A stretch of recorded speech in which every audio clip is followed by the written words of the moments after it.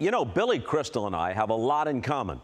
Same initials, we're roughly the same age, we both grew up on Long Island, we're each just a shade under 6 feet tall, and then there's baseball. We're both huge baseball fans, and we both grew up rooting for the Yankees and idolizing Mickey Mantle. In my case, that meant I dreamt of one day becoming the center fielder for the Yankees. In Billy's case, it meant he dreamt of one day becoming a blonde, blue-eyed Gentile from Oklahoma. I'll pause here for the laugh. Where was I? It goes without saying that Billy Crystal is among the most talented, accomplished, enduring, and truly beloved entertainers of his time. Way too many high points to come close to listing them all. The iconic characters he created on Saturday Night Live, a program that's as much an entertainment institution as Billy himself is.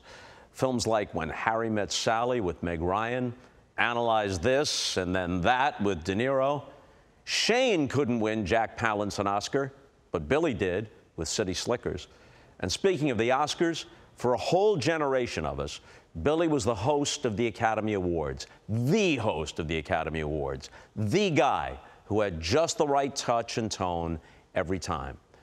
But beyond all that, there's this, which is close to unique about Billy.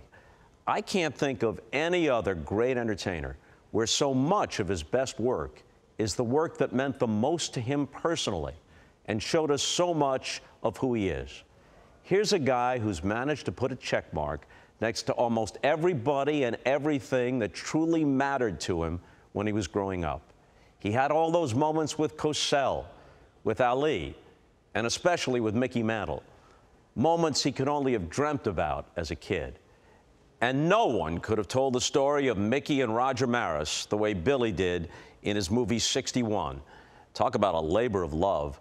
Authentic, honest without being unkind, simultaneously a piece of history and a love letter. He did it too with Mr. Saturday Night, an appreciative but still clear-eyed look at the old school comics who had influenced and in some cases befriended him. And especially with his Broadway show 700 Sundays, the hilarious and heartfelt remembrances of his childhood, his dad, and the kind of characters and memories that shape us and never leave us. And it seems there's always more where all that came from, like his recent memoir, Still Fooling Him, Where I've Been, Where I'm Going, and Where the Hell Are My Keys, with nods to Billie Holiday, Billy Crystal's Uncle Bern, and everybody in between. How many of us can truly say that we've managed to put not just a check mark, but a gold star next to so many of the things that mattered to us most and made us who we are? Billy Crystal doesn't just make us laugh, he makes us care. I can say this for sure. Even if I wasn't his friend, I'd still be one of his biggest fans. But I like it better having it both ways. And since this is about baseball and Billy, let's close with this. In one of Billy's films, Father's Day, with his late great friend Robin Williams, Billy's character mentions Lou Gehrig, and Robin says, "Who?" And Billy is incredulous. Lou Gehrig, the Iron Horse, the pride of the Yankees, the greatest first baseman of all time. He died of Lou Gehrig's disease. And Robin says, "Geez, what are the odds of that?" And what are the odds we'll ever see another quite like Billy Crystal? Still fooling him. And he still looks marvelous. I'm bad at impressions, but he does. I have such admiration about how complete a human being he is. I mean, between his charitable efforts, his professionalism as a performer, his life as a family man, and at the same time being one of America's favorite funny people. That's quite a range of strengths in one human being. Everything that Billy does, he does with integrity. He does a lot of good things, a lot of important things that, again, he doesn't advertise. He has some of the longest friendships in show business history with other people in show business, which is so unusual. Some of those friendships don't last too long. Billy's last a lifetime. Billy's a settling influence on people. They trust him.